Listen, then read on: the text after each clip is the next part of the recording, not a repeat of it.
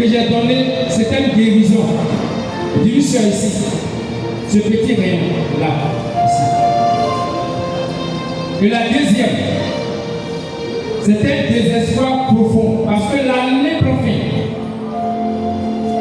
et depuis rien, et tu n'es rien.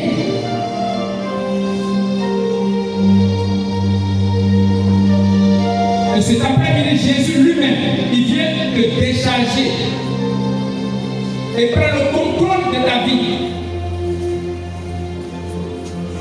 Pour que tu viennes rendre témoignage de lui. Parce qu'en lui, rien n'est impossible. Ce Jésus qui est mort pour toi sur la croix, dont la mort n'a pas pu retenir dans la profondeur de la terre, et qui a revenu à la vie 3e jour après. Ce Jésus qui te dit ce soir de croire, c'est tout. Et pendant que tu as vécu, remède le sujet. Donne-lui le fardeau, remède le fardeau.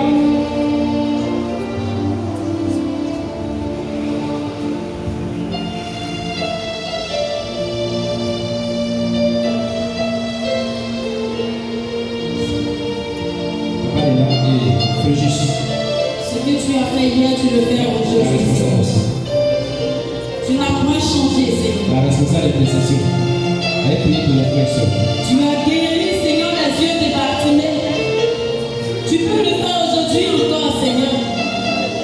Ce que tu as fait il y a 1000 ans, Seigneur, tu le fais aujourd'hui encore.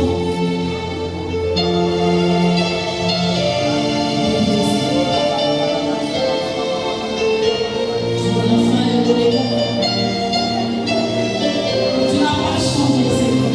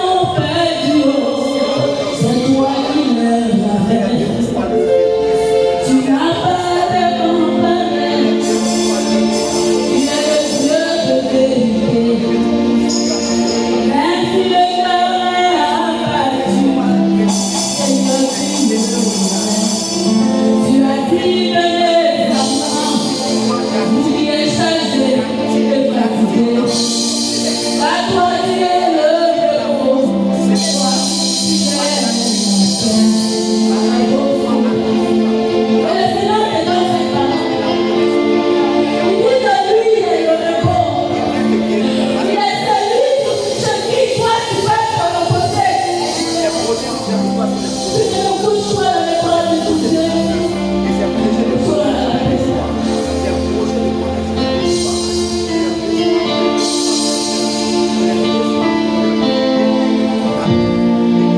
Je vais donner la parole à une personne parmi nous. Aujourd'hui est dimanche. Avant le dimanche prochain, tu viendras rendre témoignage ici. Et pendant que je parle, les choses viennent te parler. L'Esprit de Dieu va descendre sur toi. En fait, il y a beaucoup d'opportunités qui vont s'ouvrir dans cette semaine. Tu ne pourras pas toutes les prendre, mais tu vas demander au Saint-Esprit de te conduire. Il s'agit d'une personne parmi nous, mais je ne maîtrise pas ton domaine d'activité. Et c'est la direction dans laquelle je regarde. Je dis, dans cette semaine, il y a beaucoup d'opportunités qui vont s'ouvrir à toi. Mais tu vas demander au Saint-Esprit de conduire tes pas pour ne pas que tu fasses le mauvais choix. Et pendant que je parle, l'onction de Dieu en train de descendre sur toi pour te saisir, pour te convaincre qu'il s'agit de toi.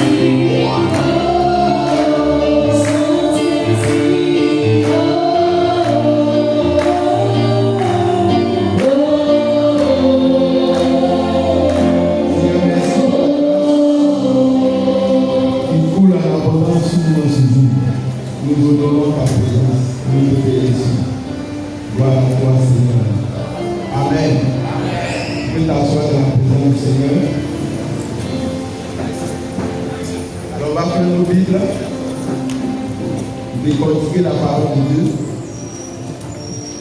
Ecclésiaste chapitre 7.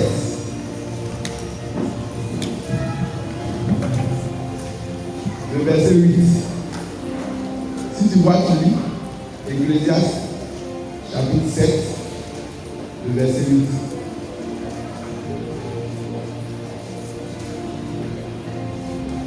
Ecclésiaste chapitre 7, verset 8.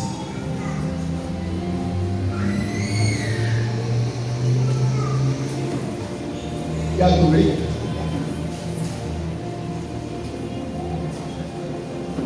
Tu n'es pas venu avec ta Bible. Si tu ne vois pas, va dans le sommeil, tu vas voir ça.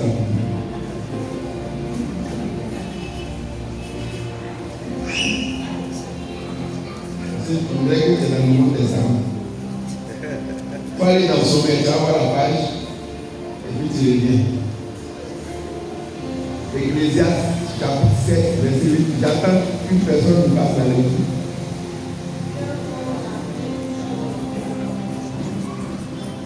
Quelqu'un a vu? Oui, vas-y. On peut lui donner le micro rapidement.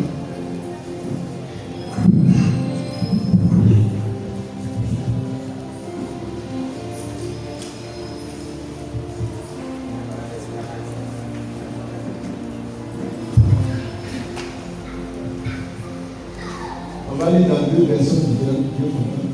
Ecclésiaste 7, chapitre 7, verset 8.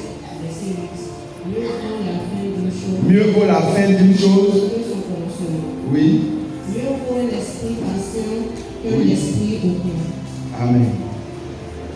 Une autre version qui est un peu différente de ce qu'elle vient de dire. Oui, à côté. Elle a dit mieux vaut la fin d'une chose que son commencement. Il vaut mieux terminer une affaire que de la commencer. Il vaut mieux terminer une affaire que de la commencer. Oui, la suite. Il vaut mieux être patient qu'orgueilleux. Amen. Une dernière version qui est différente. Oui, venez ici.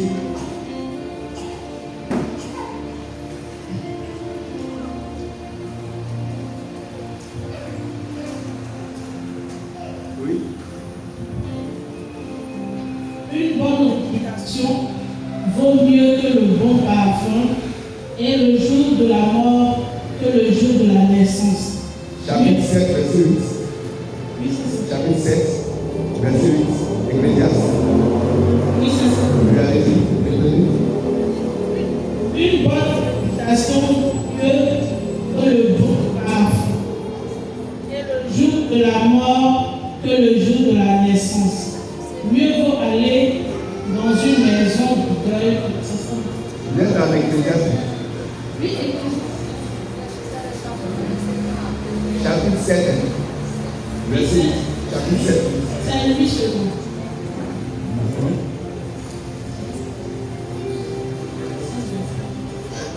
D'accord. Donc, vous êtes terminé. Verset 2. Une dernière personne pour conclure. Ah, verset 2. C'est le verset 2. Pour le verset 8. Lisez le 8, verset 8. Ça, c'est 2. C'est 2 vous avez lu. Mieux vaut l'aboutissement d'une chose que ses prémices. Mieux vaut. L'aboutissement d'une chose que ses prémices. Oui. Mieux vaut un esprit patient qu'un esprit prétentieux. Amen. C'est clair. Allez-y. Allez-y. Mieux vaut la fin d'une chose Amen. que son commencement. Mieux vaut un esprit patient qu'un esprit hautain. Amen. Père de joie. Père de joie. Alors ce soir, le Seigneur vient nous donner de l'espoir. Alléluia. Et dans la parole, dans la conduite de la prière, ça a été donné. Le Seigneur vient pour nous fortifier par sa parole, par sa présence, par sa grâce. Alléluia. Et il dit, mieux vaut la fin d'une chose. Mais la fin d'une chose vaut mieux que son commencement. La fin d'une chose vaut mieux que son commencement. Alléluia. Cette parole est une parole que le Seigneur a pour nous en cette fin d'année. C'est une parole d'espoir. C'est une parole pour dire à quelqu'un qui n'est pas encore trop tard pour être béni. Alléluia. Alléluia. Peut-être que tu as reçu des paroles, des prophéties depuis le début de l'année. Et certainement que quand tu regardes le délai, le temps qui nous reste, aujourd'hui est le 8, il nous reste approximativement 3 semaines. Tu te dis, si en 11 mois je n'ai pas reçu la grâce, si en 11 mois je n'ai pas été béni, si en 11 mois Dieu ne m'a pas donné le travail, la guérison, le travail, l'argent que j'attendais, ce n'est pas en 3 semaines que cela sera possible. Alléluia. Et quelqu'un est en train de penser à ça. Certainement que tu as déjà tiré la conclusion de la fin de l'année. Alléluia. Tu as déjà conclu, tu es en train de te projeter maintenant pour 2025. Parce que pour toi, 2024, c'est déjà fini, on ne peut plus rien faire. Mais ce soir, la bonne nouvelle est que le Seigneur dit, mieux vaut la fin d'une chose que son commencement. Alléluia. Autrement dit, le 1er janvier, la vie que tu as menée ce 1er janvier, tout ce que tu as pensé, tu as projeté depuis le 1er janvier, ça n'a rien de comparable même à cette fin. Dieu nous dit que le 1er janvier n'a même pas de valeur devant le 31 décembre. Autrement dit, le 31 décembre a plus de valeur que le 1er janvier. Alléluia. Alléluia. Il dit mieux vaut la fin d'une chose. C'est-à-dire mieux vaut la fin d'une année que son commencement. Mieux vaut la fin d'un mois que son commencement. Mieux vaut la fin d'une journée que son commencement. Mieux vaut la fin d'une semaine que son commencement. Peu importe ce que tu vas dire, mieux vaut la fin de cette chose que son commencement. Alléluia. Alléluia.